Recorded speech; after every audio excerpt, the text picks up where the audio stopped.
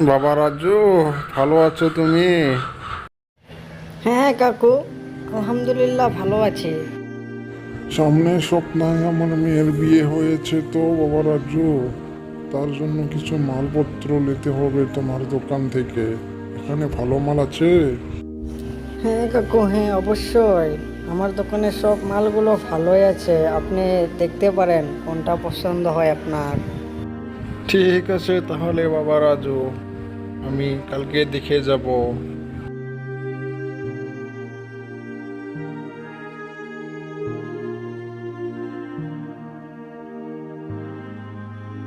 কি রে হাদারাম ভদার ভাই, কাস্টমারটা মাল নেবে তো?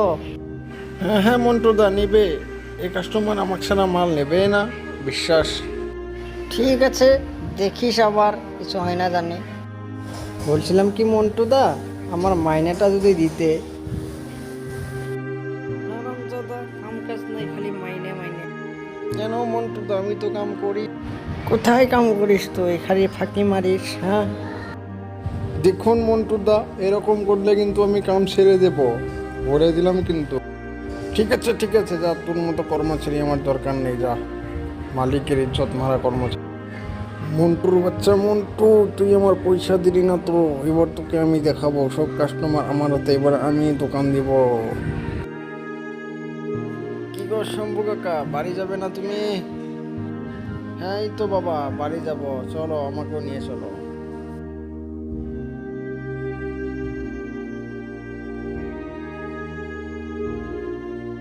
কি বাবা, তোমার সঙ্গে কি ওই বুড়াটার কাজিয়ে লেগেছে নাকি বাবা? বলো তো একটু, আমি আমার দোকান থেকে কিছু একটা শুনতে পেলাম মনে হচ্ছে। আর বলবেন না শম্ভু কাকা, এই আমার দোকানটা মন্টু দেয়, আমাকে 3 মাস হলো মাইনে দেয় না, যে রাগ করে কাম ছেড়ে দিয়ে এসেছি। আর ওখানে কামে যাব না, মনে চিন্তা করতে আসছি একটা নিজেই দোকান নেব, সব কাস্টমার তো আমার হাতেই, তাই দেখা যাবে কি হয়।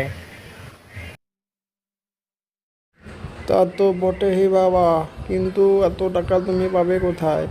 টাকা নিয়ে চিন্তা করো না গণেশ কাকা, টাকা হয়ে যাবে। আমি এবার সিদ্ধান্ত নিয়েছি, নিজে একটা দোকান দেব, আর ওই মন্টুকে দেখিয়ে দেব। শালা মন্টু আমাকে কি ভেবেছে, 2 মাস হলো মাইনে দেয় না। বুঝতে পারলেন মন্টু কাকা, গণেশ কাকা, আপনি কোনো চিন্তা করবেন না।